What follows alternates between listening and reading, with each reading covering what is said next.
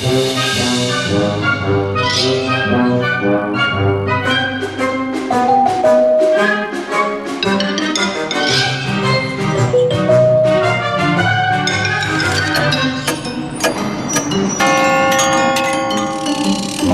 strašne priče.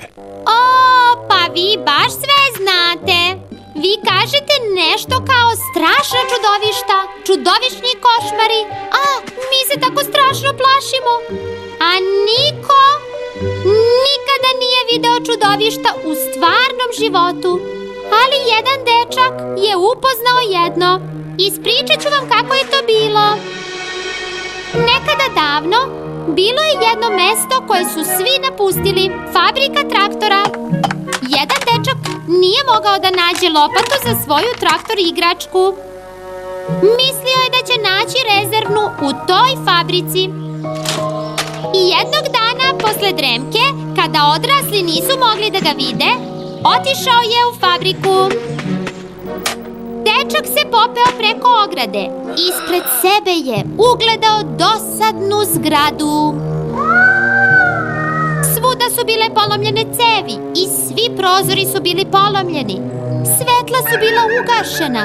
Samo se kroz jedan mali prozor na oštećenom tornju videlo svetlo. Dečak se popeo do tog mesta. A tamo, u sobi, za stolom, ispred ogledala, opušteno je sedelo najružnije čudovište. Gledalo je sebe u ogledalu, nasmejalo se i stavilo karmin pomoću valjka za krečenje.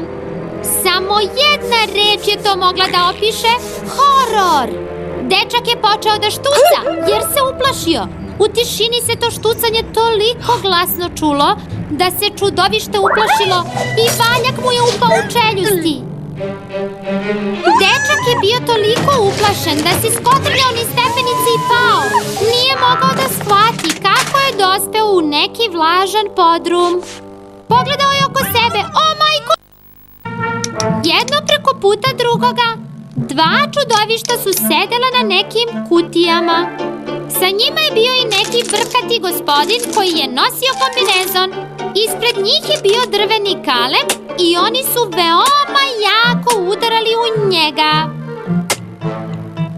I iznenada je čudovište koje je bilo prekriveno krljuštima, sa glavom štuke i zmijskim repom, udarilo kalem i grubo urlikalo: riba!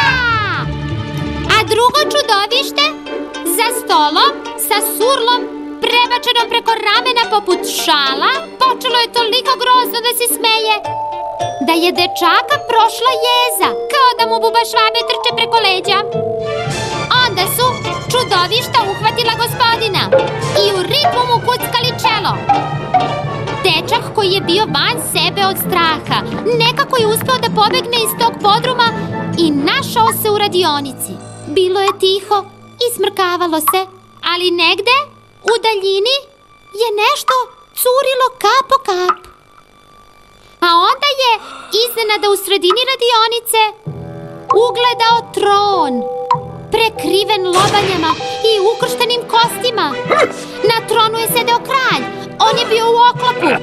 U šapi je držao laserski mač. Primetio je dečaka i njegovo zeleno lice je obuzeo bes. Iznenada se uključilo svetlo i neko je sićušnim glasom vikao: stop, stop, stop! Zašto se neki čudni klinac pojavljuje pred kamerom? Marivana, tebe pitam! Ja ne mogu da radim u ovakvim uslovima! Svi na pauzu! Od nekud sa plafona se spustila kamera. Kralj sa prestola je bacio laserski mač u ugao i viknuo: ponovo pauza! Imali smo ih 150 do sada! Ispostavilo se da se snima pravi film. Dečak je to počeo da shvata kada ga je brkati gospodin ispratio do izlaza. A sva ta čudovišta su bili glumci. Oni nisu bili stvarni. Oni su se samo pretvarali. Zašto bih se ja blesavi dečak njih plašio. Tako da, dragi moji, sva čudovišta iz knjiga i filmova, ništa od toga nije stvarno. To je samo fikcija. Deo vaše mašte. A ako želite da vidite pravo čudovište, onda pogledajte Muvu pod mikroskopom.